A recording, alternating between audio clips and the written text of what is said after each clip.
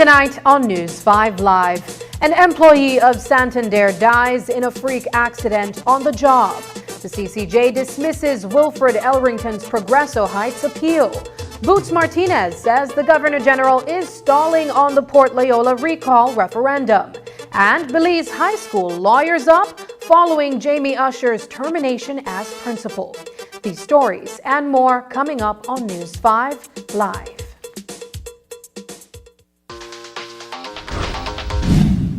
I'm connected. Yo.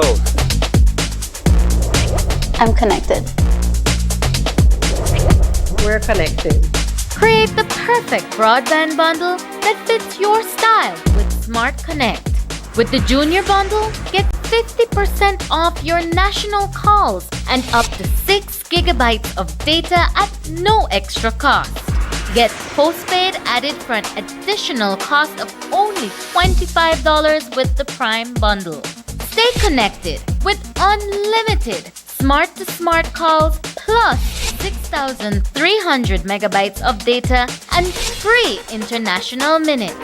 For the family, pay $28.13 more and get the Binge Watchers bundle with Netflix. This bundle gives you 4 profiles with unlimited streaming on multiple devices. Visit a showroom near you to sign up and personalize your own bundle combination with Smart Connect. Smart, bringing people together. We love our cars. They take us where we need to go and allow us to explore, work, and even make memories. RF&G Insurance prides itself in offering coverage options for you. We are pleased to reintroduce our Super Act policy. Drive with confidence, knowing that you are protected on both public and private roads. Experience outstanding service and reliable protection that is tailored to your budget. WhatsApp us at 670-8700 or visit an agent near you to learn more. Remember, it pays to get it right with RFNG Insurance, a Road Group company. Universal Hardware is excited to announce our Friends and Family Sale from Thursday, March 3rd to Saturday, March 5th. Your opportunity to enjoy deep discounts on Leaf and motorcycles, Echo chainsaws, Shindaiwa brush cutters, Makita power tools, Toolcraft hand tools, Easy Care paint, and much more. Grand raffle on March 5th. Mark your calendar. Center Avenue, Spanish Lookout. Universal Hardware, the preferred solutions provider. Shop smart for your Samsung devices in Belize and enjoy benefits you won't get anywhere else. When you shop locally for your Samsung, all your devices will be covered by a 1-year local warranty. You won't get that when shopping with the other guys. When in doubt, always look for the Cellular World seal to know you're getting the real deal.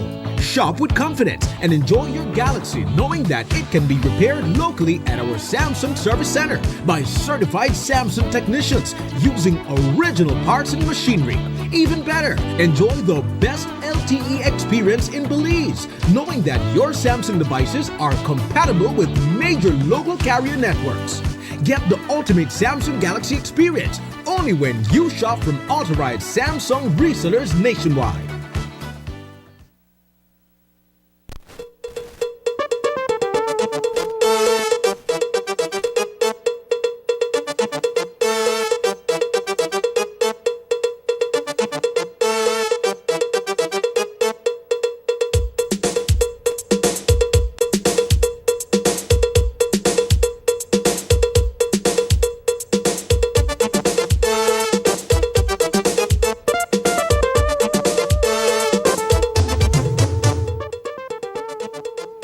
Good evening and welcome to News 5 Live for Tuesday, February 20th. I am Sabrina Daly. A Santander employee died in a freak accident on Saturday while working on a cage that the company uses to transport sugarcane. Police reports are that Anastasio Vasquez, an employee of Santander for 8 years, was repairing a tire on the machine when the cage slipped off and fell on top of him. He died on the scene. Santander says it spoke with the employees that were in the immediate area. Those employees informed management of the sequence of events that led to Vasquez's unfortunate demise. We spoke over the phone with Beverly Burke, the PR manager at Santander, who informed us that the company is still reeling from Vasquez's death. She says Vasquez was executing a task that he has done countless times during his time of employment there. Very sad time for her at Santander. Mr. Vasquez has been with us a total of 8.5 years. So, long-standing, excellent worker for us. He has worked with us initially as a welder and his profession a mechanic. So, what transpired on Saturday night was we had a fault in one of the cages that we transport sugarcane in, and the tire went out and they had jacked it up to make the necessary repair.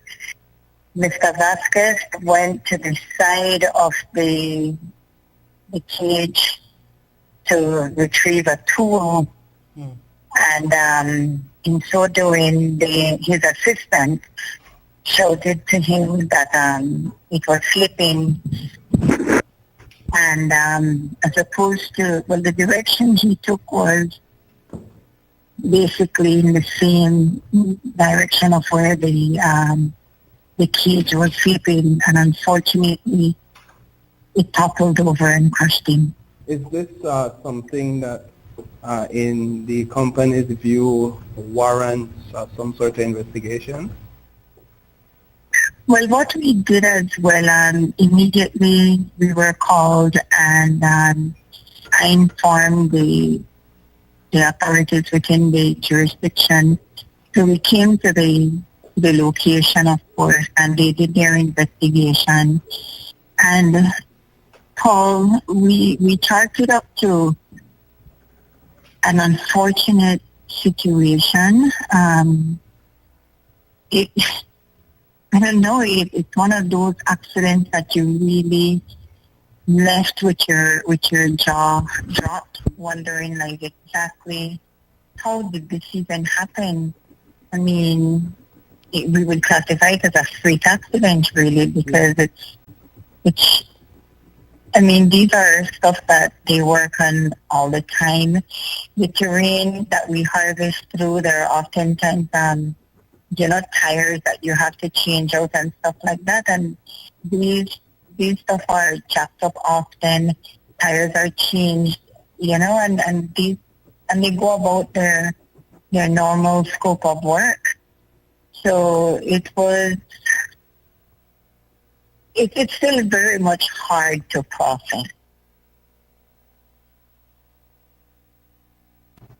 29-year-old Wen Jinglei, a Chinese businessman, appeared before a senior magistrate earlier today, where he was read 2 criminal offenses, including 1 count of use of deadly means of harm and 1 count of wounding. It is alleged that on February 18th, Reno Castillo was standing in front of Guan Fa's store along with another individual when an argument ensued between Castillo and the shopkeeper. According to the welder, during the exchange of words between himself and the grocer, Wen Jinglei, who was inside his uncle's place of business, produced a firearm and fired a single shot which caught him in the foot. In court this morning, attorney Richard Dickey Bradley appeared on Lei's behalf, where he informed the court that the virtual complainant was present to address the matter. The senior magistrate explained that there was no such instruction to the court and briefly adjourned the matter. This afternoon, Lei's attorney did not return to court, and his client was subsequently told that since the allegation made against him involved the use of a firearm, he would not be granted bail. With that, Lei was remanded to the Belize Central Prison until March 1st, 2024. We understand that Castillo has provided an additional statement to police in which he requested no further court action. However, that information has not been forwarded to the court. An American national is to undergo a court-ordered psychiatric evaluation in order to have her plea taken in court. She is 38-year-old Adeola Lara Ade Ekisola, who was brought to court after allegedly assaulting a police officer. The mother of 3 appeared in court this morning, where she had to be forcibly restrained for her safety, and that of the others in the room during her arraignment. According to Ade Ekisola, she is currently unhoused in Belize. She also stated that she is fearful to return to the U.S. because of a threat to her life there and is seeking refuge in Belize. She demanded to speak to the U.S. Embassy, to which the magistrate stated that they will be making contact on her behalf. Not much more could be made out from her statement, as they verged on incoherent. The court ordered that she undergo the evaluation, as she is unable to give a plea. Until then, she has been remanded to the Belize Central Prison. Today, the Caribbean Court of Justice handed down a ruling upholding the Court of Appeal's decision in the matter between former Minister of Foreign Affairs Wilfred Ellerington and Progresso Heights Limited. Just over a decade ago, Ellerington, as a shareholder in Progresso Heights Limited, visited the Lands Department and filed cautions on 100 parcels of land that the directors were attempting to sell. This is after Ellerington and the directors had a falling out. Progresso Heights Limited then brought a lawsuit against Ellerington to have the cautions lifted. In 2019, the High Court ruled in favor of Progresso Heights Limited and awarded them over $300,000 in damages. Ellerington then appealed the matter at the Court of Appeal. The appeal was dismissed and the order of the trial judge was affirmed. Ellerington then took the matter to the Caribbean Court of Justice to appeal the Court of Appeal's decision. The CCJ came to the conclusion that there was no need to interfere with the decision of the Court of Appeal. Here is that decision. The court held that there was no reason to interfere with the view expressed by the Court of Appeal that the question whether the claim was legitimately brought by the company did not arise on the pleadings and was therefore not an issue. It has not been disputed that that issue was never raised in the appellant's defense. In addition, the appellant did not seek to strike out the claim brought by the company. Further, the appellant did not seek to appeal the trial judge's ruling, granting the company's application to permit Mr. L. Schneider's evidence to be given at the trial by video link, even though the trial judge had accepted by that ruling that Mr. L. Schneider had the requisite authority to make that witness statement. The court also observed that the appellant made no application to amend his defense to allege that the company's claim had been brought without the requisite authority, despite the strong objections by counsel for the company during the cross-examination of Mr. L. Schneider on that issue. Following these judgments, the appeal was dismissed, the orders of the Court of Appeal were affirmed, and it was ordered that the appellant pay to the respondent costs of this appeal as agreed to by the parties. Coming up, Belize High School lawyers up amid Jamie Usher termination.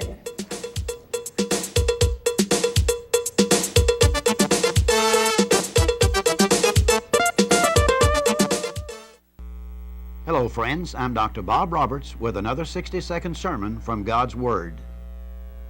The Bible says, "And thou shalt love the Lord thy God with all thy heart and with all thy soul and with all thy mind. This is the first and great commandment, and the second is like unto it, thou shalt love thy neighbor as thyself. On these two commandments hang all the law and the prophets." Mark Twain, the American humorist, once told of a conversation he had with a friend and colleague of his in Boston, Massachusetts. His friend related that he was about to do something he had wanted to do all of his life. Mark Twain asked what that was. He said, "All my life I have wanted to go to the Holy Land and climb Mount Sinai, where God gave Moses the 10 Commandments, and read those commandments out loud." Mark Twain said, "I think it would be much better if you remained in Boston and just lived them." A rich young ruler once asked the Lord what the greatest commandment was. And Jesus said that the first is to love God with all one's heart, and the second was to love one's neighbor as oneself. Instead of just placing the commandments on the wall of your home or school, why not seek to live by them on the streets of your community? Today's 60-second sermon has been presented by Christian Foundations of Faith in cooperation with the Baptist churches in your area. I was born in Orange Walk, raised on the same streets where our children play. I was blessed with the opportunity to study agriculture. My life's work has been about nurturing our land and our people. I've always kept our community at the heart of everything I do. But I see the challenges we face: the struggling drainage system, rising cost of living, and the need for better infrastructure and sanitation. That's why I'm stepping forward to be your mayor. I am Enrique Carballo, better known as Wico, and I'm here to work for you, for our town, for our future. Vote UDP 7. Remember, your choice is your voice.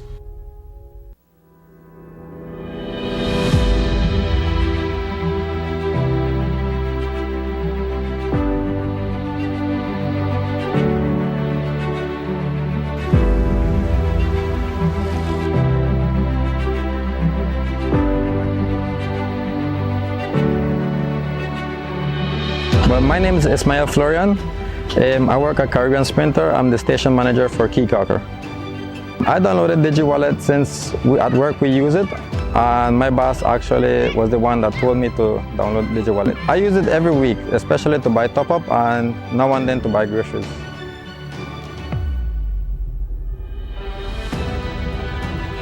Live for Free is going to help me with everything since I'm not having to pay anything for 1 year.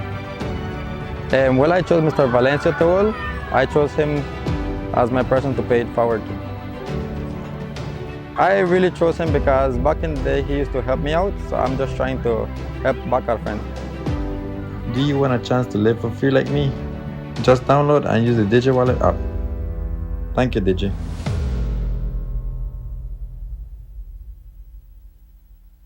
Step and drop, step and drop, step and drop, step and drop, step and drop, step and drop.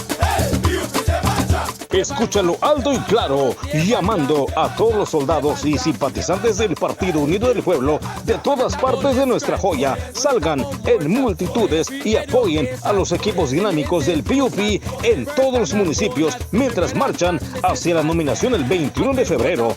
De norte a sur, del este al oeste, que se escuchen sus voces mientras apoyan con orgullo a sus candidatos. Seguimos avanzando con el PUP 7 en Corozal, Orange Rock, San Pedro, Belmopan, las ciudades gemelas San Ignacio y Santa Elena, Benquevejo del Carmen, Danguiga y Punta Gorda. Y seguimos avanzando con el PUP 11 en Ciudad Belice. Recuerden, el miércoles 21 de febrero en todos los municipios. Allá nos vemos.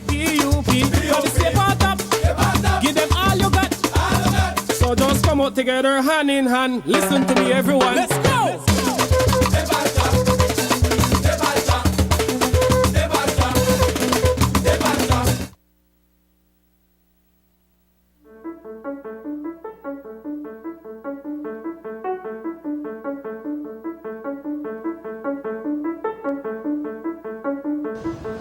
Weapons and ammunition must never ever be together. Before I take that drink, I need to put the firearm away.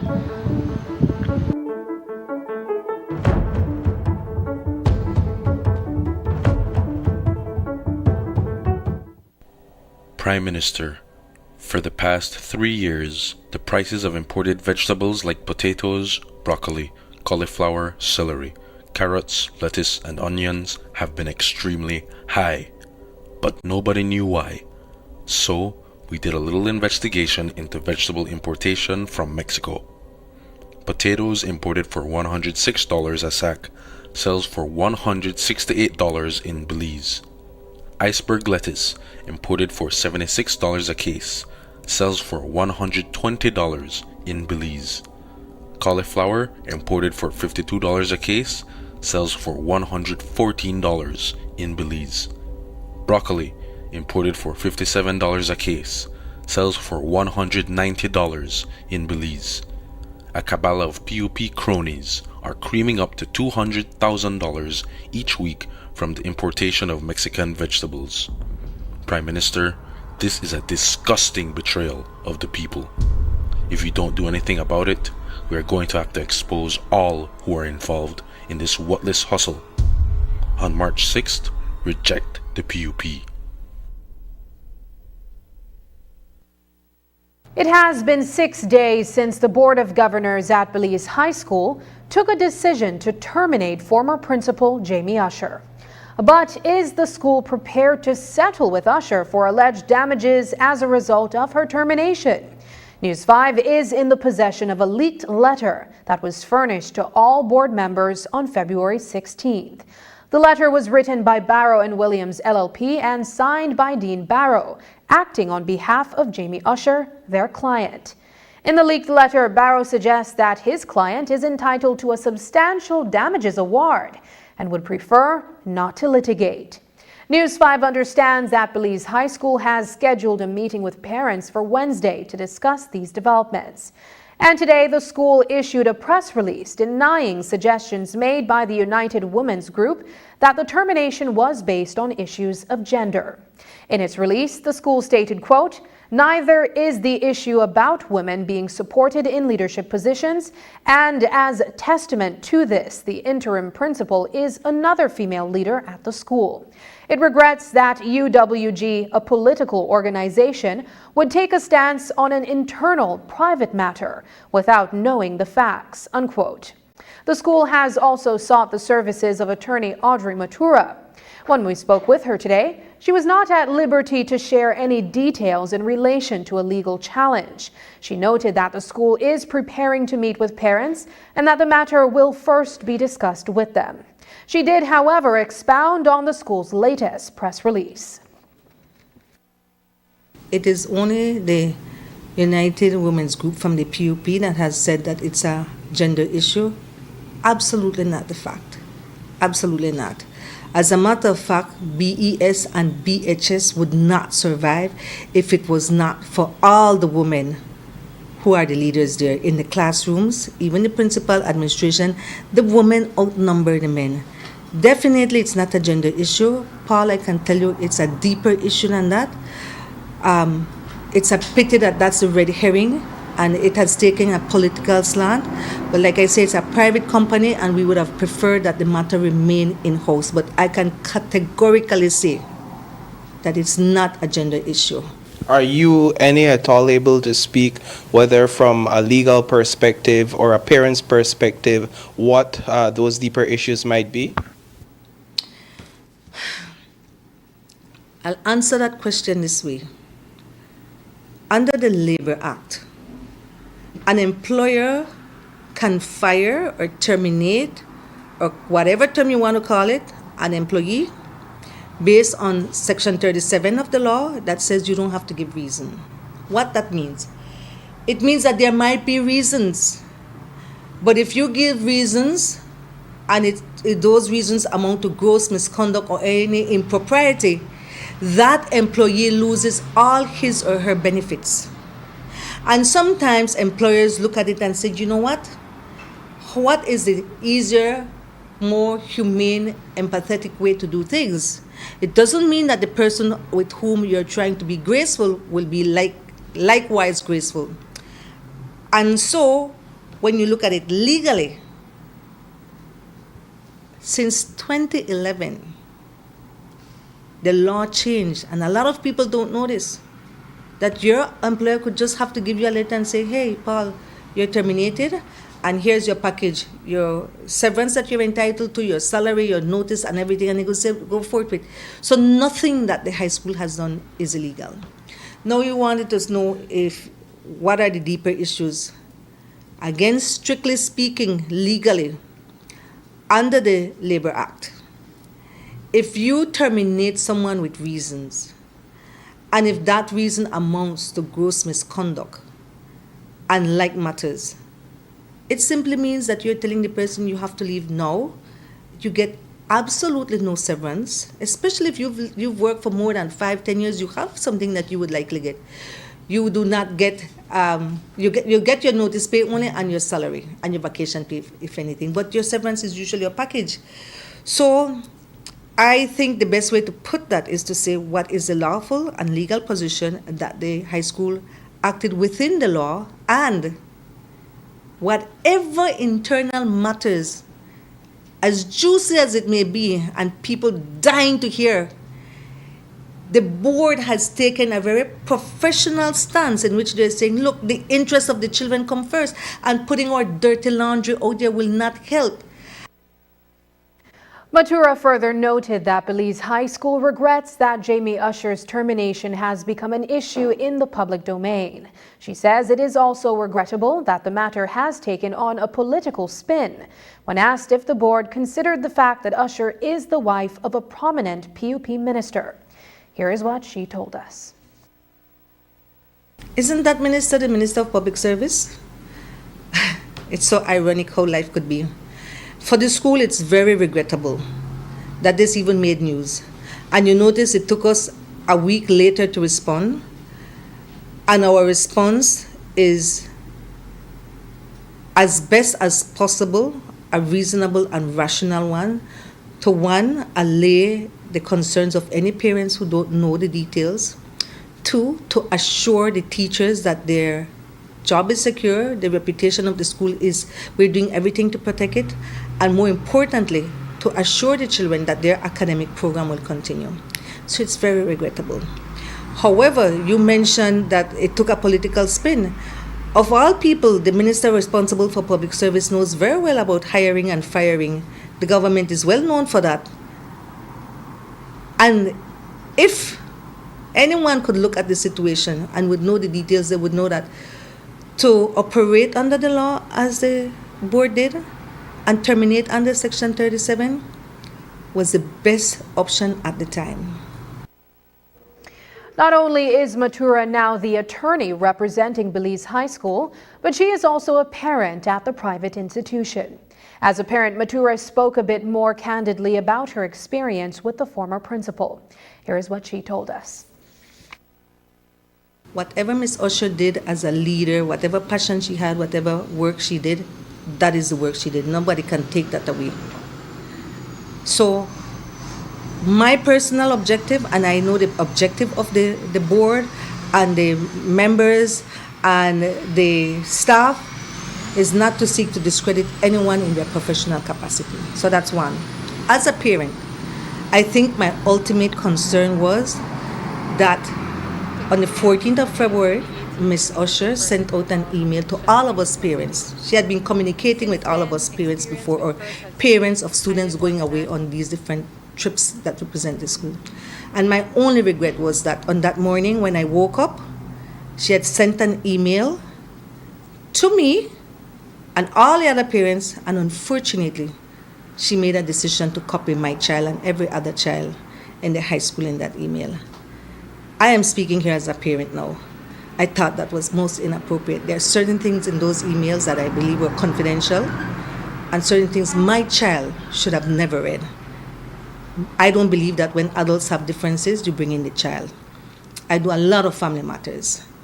And as a parent, I can tell you what I am saying is as a parent. I think it's most inappropriate to drag children in the battles of adults. For me, that could not fly.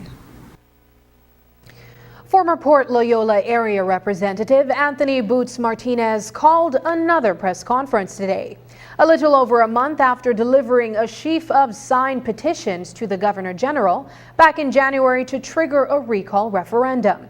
Martinez is seeking to have the voters of Port Loyola recall Gilroy Usher's seat in the House of Representatives via a referendum. But he is disheartened that several weeks have gone by and he is yet to get a formal response from the Governor General, despite what he believes are legitimate signatures that satisfy the requirement to trigger the recall mechanism. I'm very disappointed in terms of what has transpired. The petition was delivered on the 16th of January 2024, and as the law allows the Governor General to pass it to the Chief Elections Officer forthwith. Upon checking on Friday, well, from Thursday I called the Office of the Governor General and said to the Secretary that I believe by law that the answer should be forthcoming by tomorrow, which was the 16th, Friday the 16th. Friday morning I called and the Secretary, the Governor General's Secretary response was that let her check. And after waiting on the phone for like 2 minutes, she came back and said, no response. Call again about minutes to 3 the afternoon, and it was the same thing, no response. So I tend to mean say the month should expire, in my view, checking with attorneys and so. It's not attorney, with attorney, Mr. Deanborough. Mr. Deanborough said, well, probably it could mean, say, the 16th up to 12 o'clock Friday night. Fair. Called yesterday morning, no response. No get no response back from elections and boundaries. That is the answer I get. Called this morning again, no response back.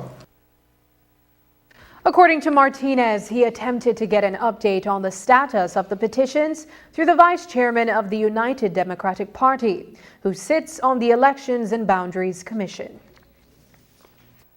Through the representative of the UDP and the commission, Mr. Alberto August, he tried to intervene and being on the commission to ask the chief elections officer about the petition. And rightfully so, she said she had no comment on the petition, but referred the answers about the petition back to the Governor General, which, in my view, by law, the Governor General. Now, I don't know what is causing the stalling. I don't know if the chief elections officer have gotten the petition. I don't know what is the situation, but I know they get no answer, and at least you should get answer from the head of the stream as the law allow for the time frame. And so I don't know the interpretation or the meaning of the word in terms of the Governor General forthwith, and I don't know what it means when they say you could be less than 1 month but not more than 1 month to verify the signature. I don't know where the bottleneck is, and it raises concern, especially to the people of Port Loyola. We have checked around and spoke with Senior Counsel, Mr. Dean Barros, to see the challenge that exists. One thing I want to make clear, that dealing with this petition, I was very wary and careful of all the steps on following the law, because, like what I said to the Governor General when I delivered the petition the 16th of January, they have a whole saying that was said to me by my old boss, Mr. Barrow: have trust in God, but still tie your camel. And that is what, to me, that old phrase come to roost today. Because apart from that, I wanted to show that the whole motion of the petition could stand the scrutiny and the weight and the time, the scrutiny of the time, and so set out on the journey to deal with the petition. 97% of the petition that was delivered, over 1,700 petitions that was delivered to the Governor General, 97% of the signature was witnessed by myself.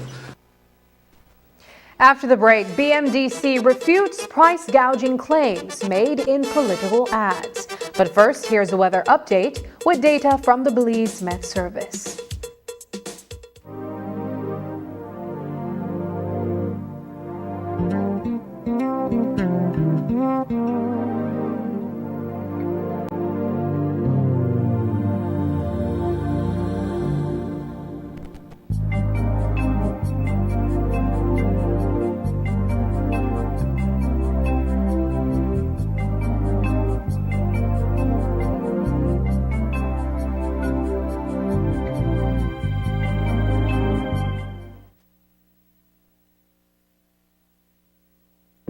Belizeans, when you go to the polls on March 6th, remember this: the cost of your produce has only gone up since the PUP took office, all because of one man's political greed. Under the UDP, Belizean importers could easily get permits to import vegetables from Mexico. But under the PUP, the Ministry of Agriculture stopped issuing permits to the small Belizean importers and businessmen. Instead, the Ministry of Agriculture told them to apply to the Belize Marketing and Development Corporation. But the Belize Marketing and Development Corporation has made it impossible for anyone to get permits. Why? Because one man must maintain his virtual monopoly on the importation of vegetables from Mexico. Stay tuned to find out who he is and why he is so privileged.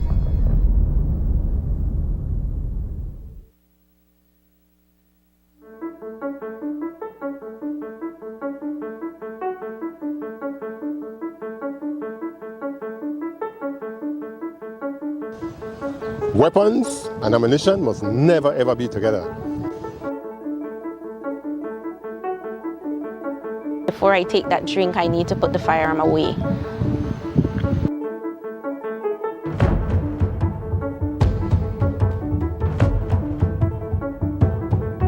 Step and drop, step and drop, step and drop, step and drop, step and drop, step and drop. We hear you loud and clear, calling all PUP soldiers and supporters from every part of the Jewel. Come out in numbers and support your dynamic PUP slates from every municipality as they march to nomination on Wednesday, February 21st. From north to south, from east to west, let your voices be heard as you stand proudly with your candidates. We the stay on track with Fawee PUP 7 in Corozal, Orange Walk, San Pedro, Belmopan, the Twin Towns, Benque, Dangriga, and Punta Gorda. And you better believe we the stay on track with the PUP 11 in Belize City. Remember, it's Wednesday, February 21st in every municipality. And remember, give them all you got.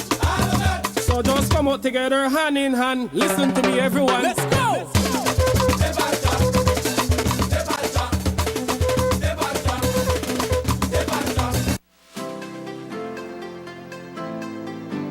Discover a shopping experience like no other at the V Department Store. They carry a vast array of products at unbeatable prices. Elevate your shopping journey with affordability, diversity, and accessibility at the V. Conveniently located at 1745 Coney Drive in Belize City.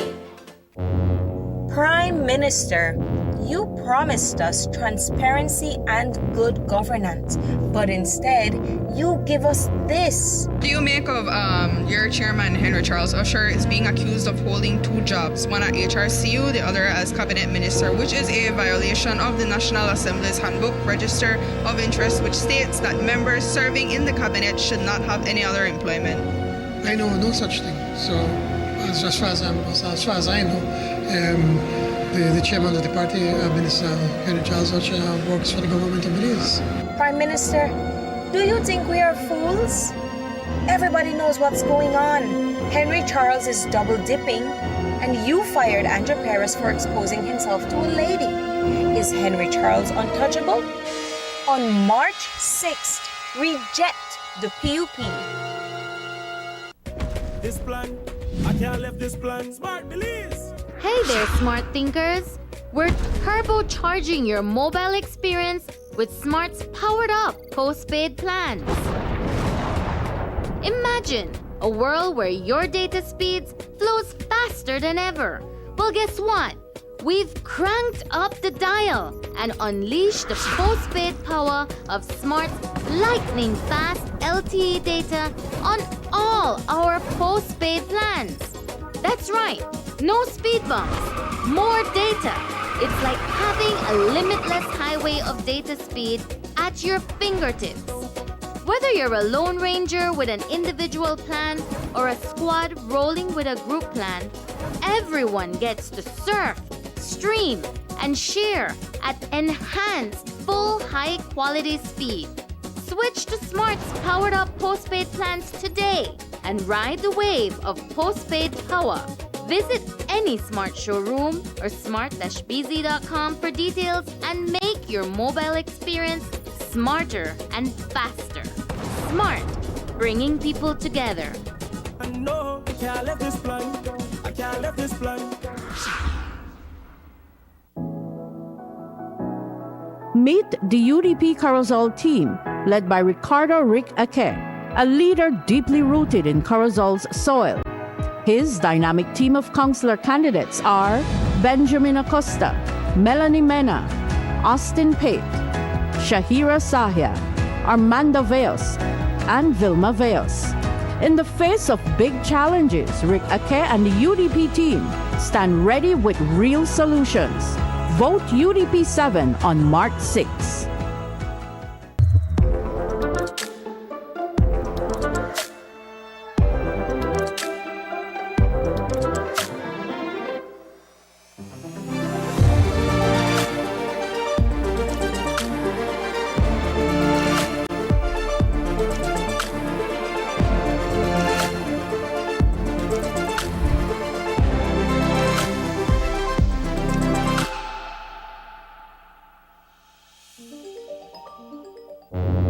Prime Minister, you promised us transparency and good governance, but instead, you give us this. Do you make of your chairman, Henry Charles Usher, is being accused of holding two jobs, one at HRCU, the other as cabinet minister, which is a violation of the National Assembly's Handbook Register of Interest, which states that members serving in the cabinet should not have any other employment?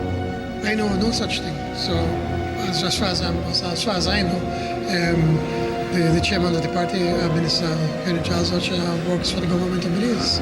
Prime Minister, do you think we are fools? Everybody knows what's going on. Henry Charles is double dipping, and you fired Andrew Perez for exposing himself to a lady. Is Henry Charles untouchable? On March 6th, reject the PUP. In tonight's flashback episode of Culture Tuesday, we'll take you to San Antonio, Cayo District, where we met with a group of women of Yucatec Maya descent who prepared tamales and boyas from an episode of Great Belize Cooking 3 years ago. Here's that story.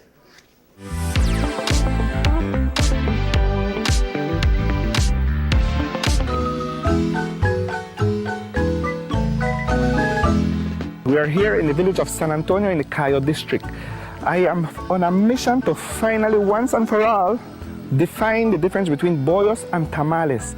Who better to us than a mother and daughter from the San Antonio Women's Group? Vámonos. Hello. Hello, Sean. Nice to meet you. Nice to meet you, ma'am. Here to San Antonio. Thank you. You're welcome. You know what, Lorena? Okay.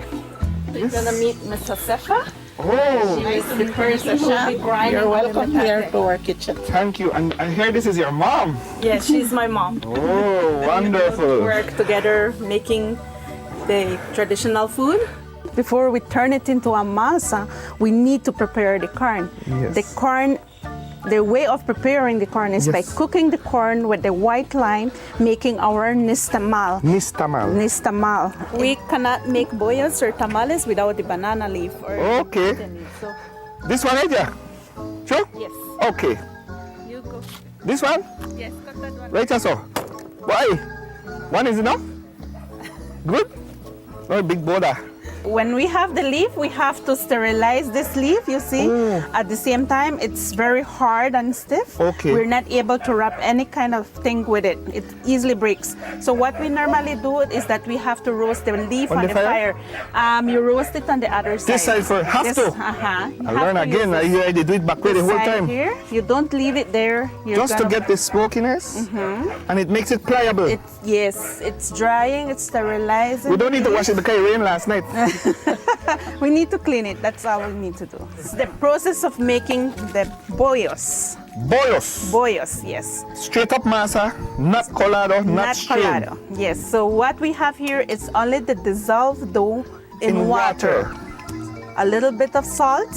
The salt is for you. Flavor. Your flavor, depending on your masa, taste. Water, and salt. We're gonna add some vegetable oil. I hear chicharron fat nice too in there, right? Yes, looking for a dough, but it's gonna be a cooked dough. So when you are eating a bollos or a tamales, it's well cooked. Yes. The corn is cooked for number one when we do nixtamal.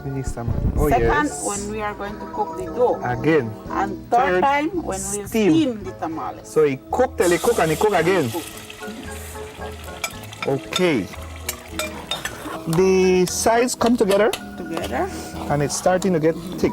And this is almost done now. Almost done. Almost getting there. This looks good. Okay. True? This is the col. Col is more like a sauce that we use for filling the dough there. The dough, the tamales and the bollos. Yes. Okay. In here, we cutted chicken into pieces. To the chicken, we added sweet peppers, onions, garlic, black pepper, salt. We stew our chicken. Oregano leaves, and most important thing is that the culantro, the wild cilantro. Culantro, it can't be cilantro, it'll be the wild one. The wild one. The red color is what we get from the achote. If you would know, normally, traditionally, people keep their achotes. This is what they would use as food coloring. Yes. This is the fruit. They would gather all the seeds. They're gonna fix it. They're gonna process the seeds, cook it, and from there they make their little paste. Okay, so what do we do now? So for the bollos, you want to make it a little more, add garnish to the dough. Then we add some black beans. Frijoles negros. Yes. So you put black bean to the masa. To the masa. Here is where you add the black bean. Bollos. For bollos. Look at this. That's beautiful. This is a corn and black bean, and this again is a meal by itself. Doing it correctly, you have to find out the way, the side, the smooth side of the. That's the same side that I smoked first. Now we will fill it with the meat. Now. I hope that water they boil already because I'm hungry. This is amazing. I love it. I love it. How do you fold? Fold it. This way first, then other way. Wow. Feel it where the dough is. Fold it there. And a bollos is long. That's another quality of a bollos. You have to be long. Long. Give a little elevation. Bollos. Tamales. For the tamales, what we use, yes, we will add some vegetables to it. I have already done this. What is in here? Tomatoes, onion, cilantro, and peas. I see green peas. Green peas. So it's como un pico de gallo. You don't have lime? No lime. Now, okay, we will start. Ay, ay, ay. Now we have the col already. The same. Same col. Wow. So I had to eat that right, so. Oh yeah. But that's beautiful, just like that. Okay. I will wrap it. Meanwhile, she would continue. Okay, for me, wrapping the tamales. This is a little more soft, so we try to use a bigger leaf in the beginning. This one is not like tortilla. You can't fold it, manipulate it. It's liquid. No, it's liquid. You have to be careful with it. And that's a nice fat one. Yeah, to make it a little more square. We try to fold it very well so it won't leak from the leaf when you set it in the pot. We cook our bollos and tamales in the same pot. Same pot. I don't have to get two different. Not different temperatures. Nothing because of it. We have all the bollos over in there. Separate this way. Hi, and you know the leaf, the smell of the leaf when we burn it, don't have a nice scent. Pour some water to steam. Yes. And then cover it. Cook it. How many hours? Go to the fire. 30 minutes. 30 minutes. Quick. Let me put one of the bollos. One of the bollos in the same have contrast. Lovely. Yeah. Oh man. Look at this. The habanero sauce, that's a choice if you want to eat. And I'll tell you something. That is a plate of food.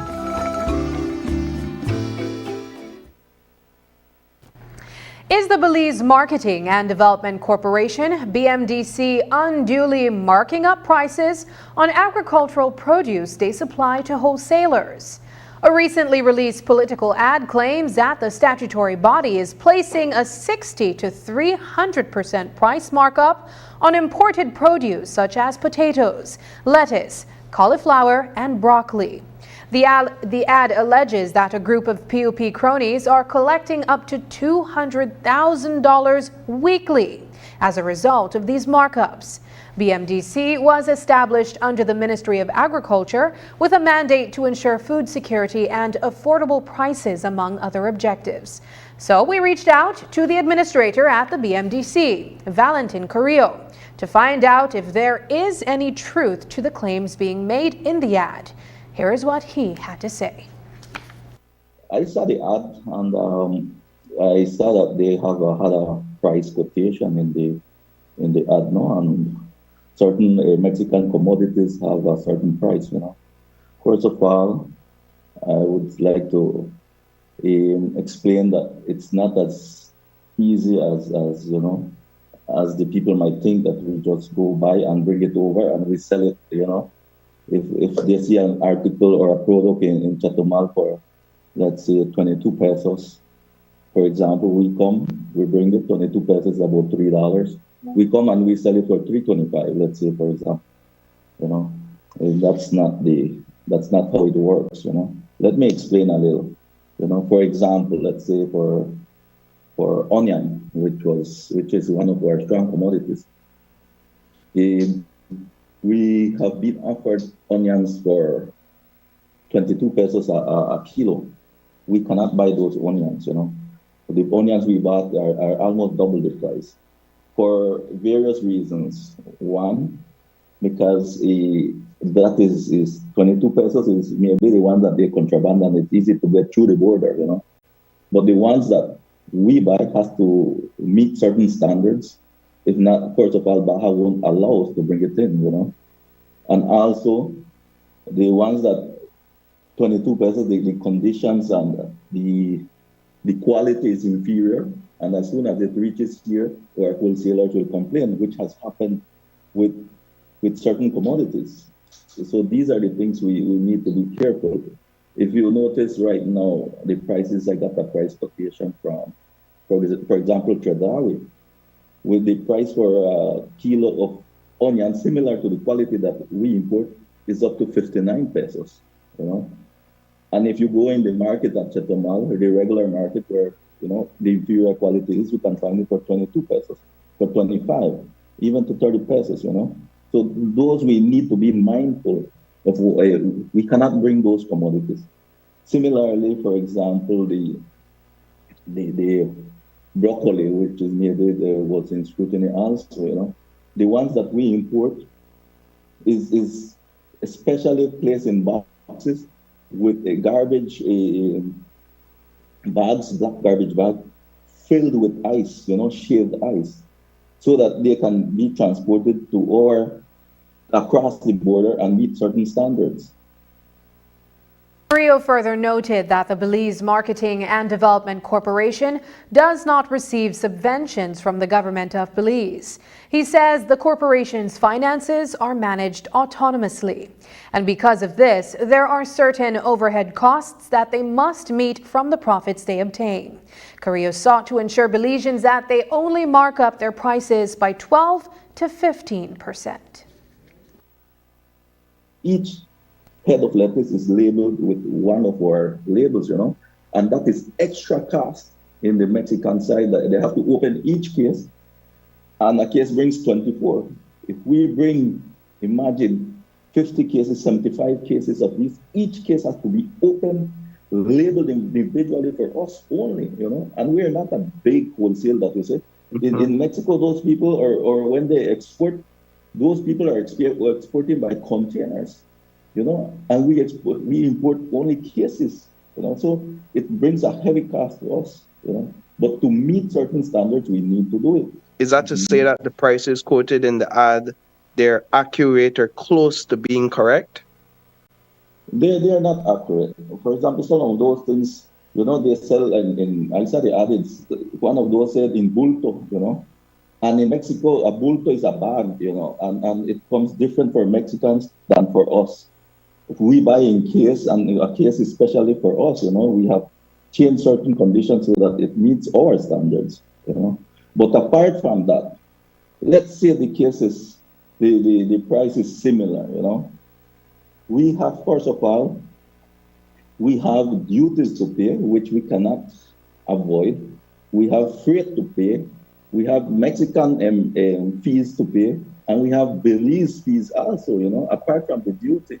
You know, we have loading fees. For example, in Mexican, we have loading fees, phytosanitary fees, we have pedimento fees, you know. And that's on the Mexican side, loading. The loading and unloading is very heavy over there. You know? And then on the Belize side, we have broker fee, we have landing permit, we have border management fees, we have Baja permit fees, you know, we have the freight also. So all of these things, you know. So it comes to a good amount of, you know, when you add it up, this is the best price. We mark up at 12%, 15%. Remember, these are perishable goods that they would not last. In fact, that's why we import Mondays and Thursdays, because these things, you just leave them for the broccoli that we bring in Mondays. The wholesalers or the customers don't want to buy it Thursdays. And you can interview any wholesaler and you will see we have left with certain commodities. We try to play and make a balance between one and the next, not to increase the prices so much, but it's not more than 15%. Ambassador Assad Ashoman, Belize's former foreign minister, appeared before the International Court of Justice earlier today, where he presented on the ongoing conflict between Israel and Palestine and the atrocities being committed by Israel against the Palestinians in Gaza. Here's an excerpt from his presentation at The Hague. President, members of the court, the Palestinian people have an inalienable right to self-determination and complete independence, which has always been systematically denied to them. The League of Nations mandate territories had a right to independence, which was realized for all of them except for Palestine. The UN Charter enshrined the right to self-determination for the protection of all peoples, except in practice for the Palestinians, more than half of whom were massacred or driven off their land in the 1948 Nakba. Their land was partitioned, and half of it allocated to a new state that promptly extended it to 78% by brute force. In 1967, just 7 years after Resolution 1514, Israel commenced its still continuing occupation of the entirety of the remaining Palestinian territory. Since then, Israel has, through systematic manipulation of negotiations to undermine the presumed objectives, ensured that the Palestinian people are prevented from ever exercising that right. Israel cannot be permitted to continue flouting one of the most fundamental principles of international law with impunity. Impunity breeds inhumanity. The right of the Palestinian people to self-determination is violated in many ways. I will focus on three. First, the exclusion of Palestinians from any part of the Palestinian territory denies their right to territorial integrity, which is an essential part of the right to self-determination. When we return, minority rights groups condemns draft Maya land policy. It is undisputed that San Ignacio and Santa Elena have flourished under UDP leadership. Meet your UDP team ready to elevate our twin towns to higher heights. The team is led by three-term Mayor Earl Trapp, a proven leader committed to progress. Joining him is a dynamic team ready to serve. Bernadette Fernandez, 6 terms town councillor. Ileana Moreno, Sandra Lanza, Marlon Fernandez, Abdel Kawo, and Lynn Valentine. Let's keep moving forward. Together, keep progress alive. Vote UDP 7 on March 6th.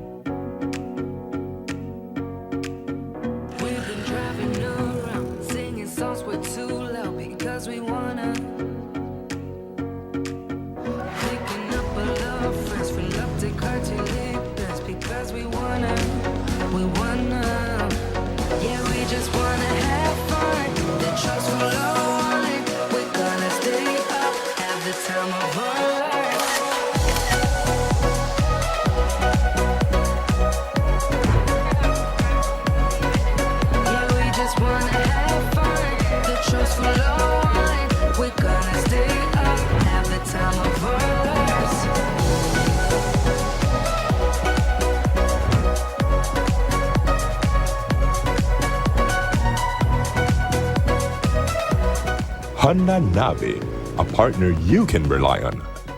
Benquip, equipment, parts, service. We're moving up, yeah. We're staying on track, yeah. Nos mantenemos las calles limpias, yeah. Haciendo cambios en el país. Mantenerse en el buen camino.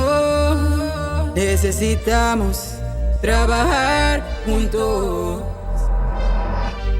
Lo que quieres y necesitas, el partido para la gente, haciendo un mejor Belice, yeah. PUP cambiando vida. Lo seguimos trabajando juntos, avanzando.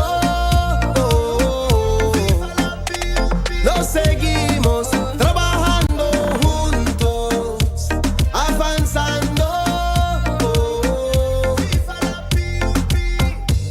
Todos juntos nos seguimos avanzando, trabajando en la comunidad, nos seguimos avanzando. Todos juntos nos seguimos avanzando, trabajando en la comunidad, todos ganamos. We're looking forward into the future, no turning back. We're staying on track. What a beautiful sight to see. We uplifting the whole country. One PUP canopy. A PUP for every village, city and town. PUP cambiando vida. Lo seguimos trabajando juntos, avanzando. Lo seguimos trabajando juntos, avanzando. Nos mantenemos las calles limpias, yeah, haciendo cambios en el país. Mantenerse en el buen camino. Necesitamos trabajar juntos. Lo que quieres y necesitas, el partido para la gente, haciendo un mejor Belice, yeah. Lo seguimos trabajando juntos, avanzando.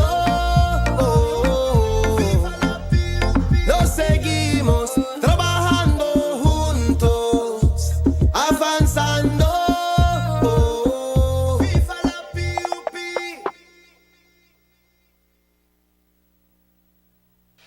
The Social Security Board, in collaboration with the Labor Department, takes this opportunity to remind insured persons of the requirements for compensation when on sick leave.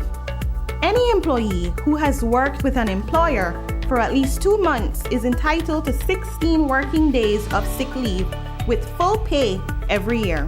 This is how it works. Upon approval of a sickness or injury benefit claim by SSD, 80% of the employee's weekly insurable earnings is paid as a Social Security benefit, and the difference in the employee's salary is paid by the employer. This is to ensure that the employee does not suffer any loss of wages when ill. After 16 days, Compensation for sick leave is paid as a Social Security benefit only. Some conditions apply. This message is brought to you by the Social Security Board and the Labor Department. Social Security Board, safeguarding you, your family, your future. Belizeans, when you go to the polls on March 6th, remember this: the cost of your produce has only gone up since the PUP took office, all because of one man's political greed. Under the UDP, Belizean importers could easily get permits to import vegetables from Mexico. But under the PUP, the Ministry of Agriculture stopped issuing permits to the small Belizean importers and businessmen. Instead, the Ministry of Agriculture told them to apply to the Belize Marketing and Development Corporation. But the Belize Marketing and Development Corporation has made it impossible for anyone to get permits. Why? Because one man must maintain his virtual monopoly on the importation of vegetables from Mexico. Stay tuned to find out who he is and why he is so privileged.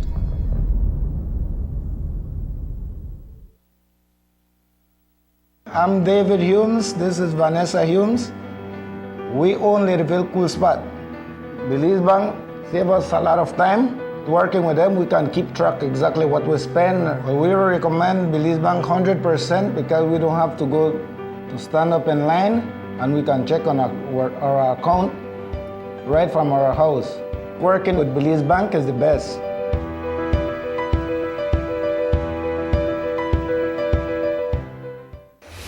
I'm inviting the public in advance for the ribbon cutting of those streets. You know, we will have to name, we'll get the date and time for that, and we will invite the general public for the ribbon cutting. Imagine that these UDPs in the Twin Towns are begging for your votes, but are lying to get it. They claim that Mayor Trapp lobbied for the funds to fix streets in San Ignacio and Santa Elena, so they are taking credit for the works. Tell the truth, Mr. Trapp. Those streets are being upgraded by this PUP government through the MIDH municipal project. It has nothing to do with you.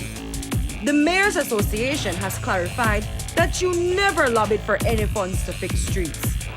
Stop lying to the people, Mr. Trapp. When you were mayor under the UDP, nothing happened in the Twin Towns. Now that the PUP government is transforming San Ignacio and Santa Elena, you want to take credit. Let the work continue with a full PUP slate. For more progress and development, stay on track with the PUP. The government's recent draft Maya customary land policy has come under fire by a human rights organization known as the Minority Rights Group, which claims to work with ethnic, religious, and linguistic minorities and indigenous peoples worldwide. In a recent post, the organization urged the Belizean government to, quote, respect the human and property rights of the Maya people of southern Belize, and demands the immediate suspension of alarming terms contained in a recent draft policy related to Maya customary lands that, if enacted, would severely limit Maya lands to a few kilometers at most, end quote.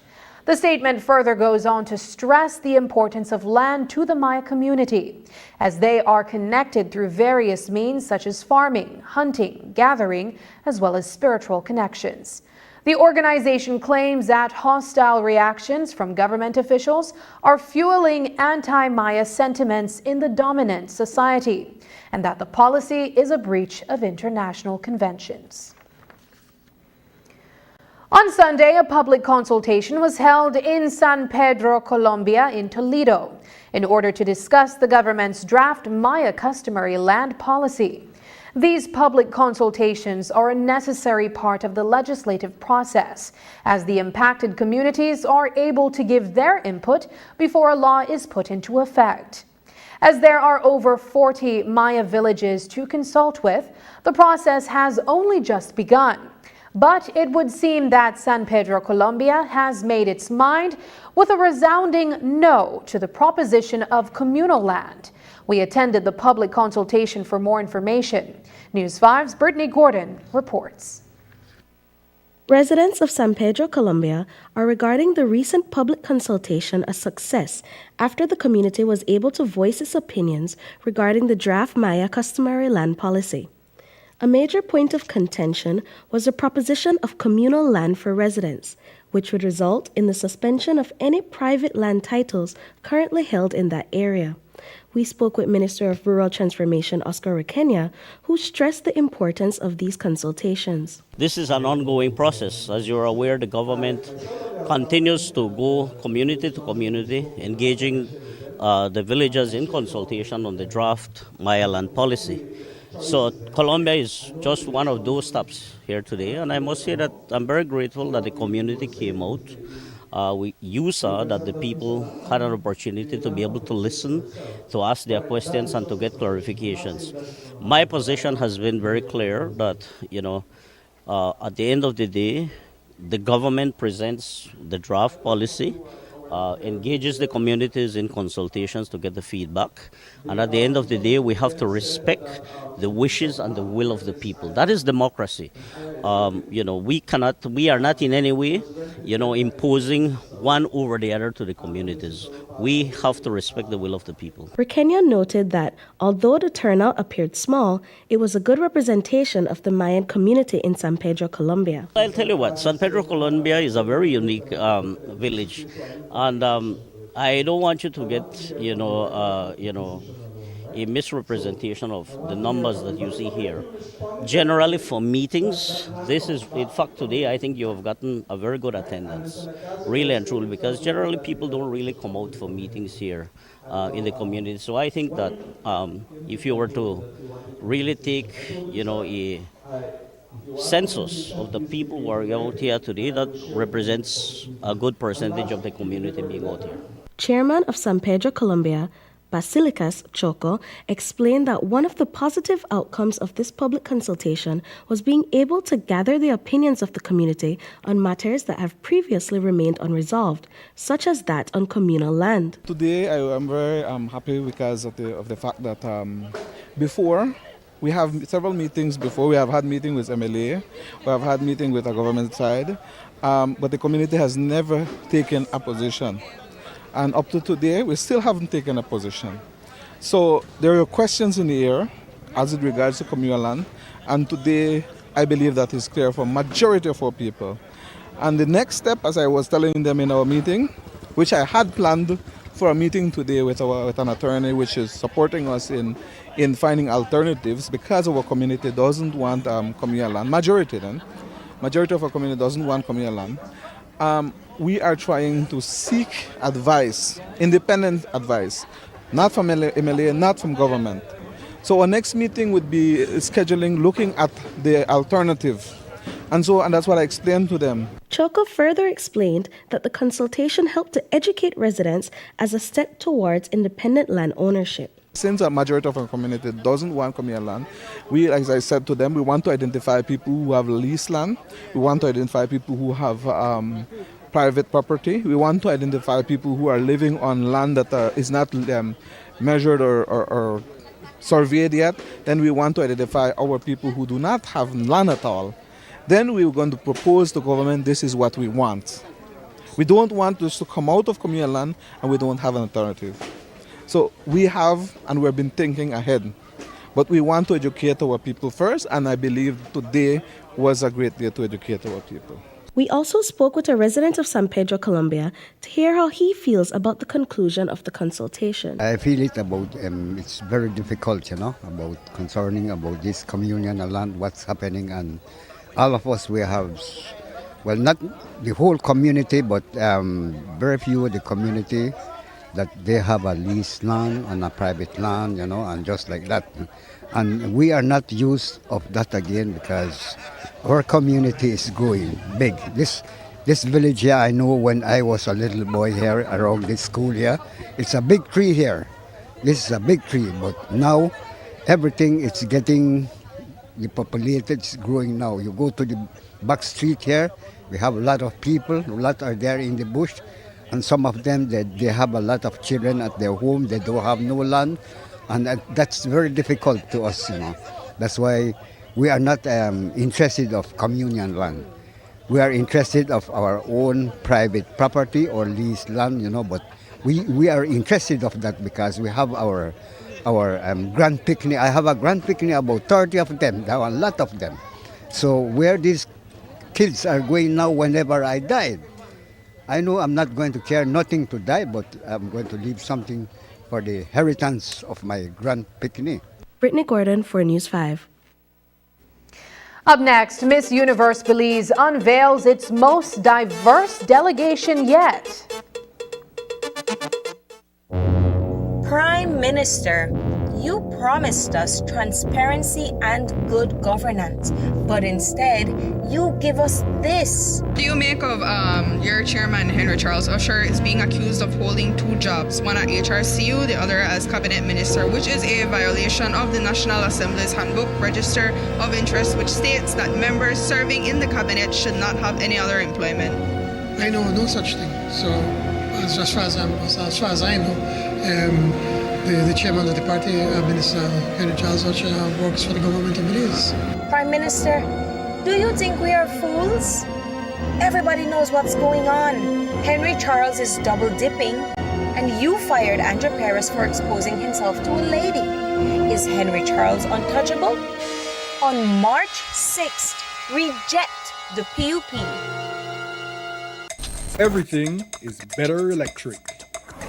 Be more efficient with electric vehicles and transforming your home with Energy Star electric appliances and power tools.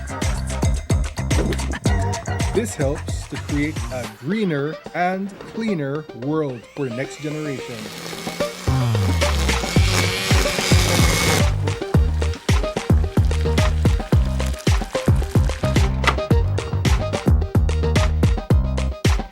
Energize your world with BL. On March 6th, when you go to vote in municipal elections, remember, the UDP was in office for 13 long years. UDP ministers got rich, like really rich, but they didn't build a single home for deserving Belizeans. Remember Boots? And housing for the poor? He got a lot of houses. The poor didn't. They didn't provide free education for one child, only scholarships to theirs. No schools, no hospitals, no health centers, no land to first-time deserving Belizeans.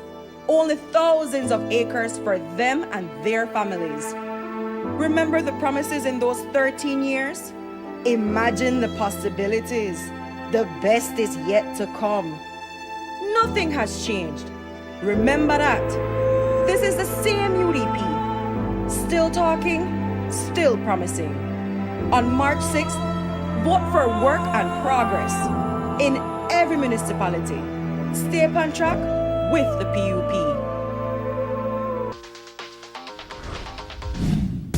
I'm connected. Yo.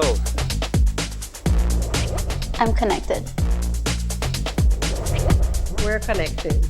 Create the perfect broadband bundle that fits your style with Smart Connect. With the Junior Bundle, get 50% off your national calls and up to 6 gigabytes of data at no extra cost. Get postpaid added for an additional cost of only $25 with the Prime Bundle. Stay connected with unlimited smart-to-smart calls plus 6,300 megabytes of data and free international minutes. For the family, pay $28.13 more and get the Binge Watchers bundle with Netflix. This bundle gives you 4 profiles with unlimited streaming on multiple devices. Visit a showroom near you to sign up and personalize your own bundle combination with Smart Connect. Smart, bringing people together. It is undeniable that Belize City thrives under UDP. Wait, what? Say that again. undeniable that Belize City thrives under UDP. Pet not even you song like you believe that. Thrive on the UDP? You know who thrive on the UDP, sweetie? Loan Barrow and their family. UDP me in a power for 13 years. 6 powerful UDP ministers of Belize City, including the old Barrow, and they never do nothing for people. Only when PUP come in, you see movement. Make I give you an example. Check out the Mahogany Street Marketplace. 13 years and UDP never even begin to do something like that. Make I give you one more. Berger Field. UDP promised for 13 years. The PUP deliver quick, fast and hurry. Look on it now. That's the whole city thrive, darling. When you give people opportunities to grow and produce. So don't listen to the noise from the UDP. Stay up on track with the PUP.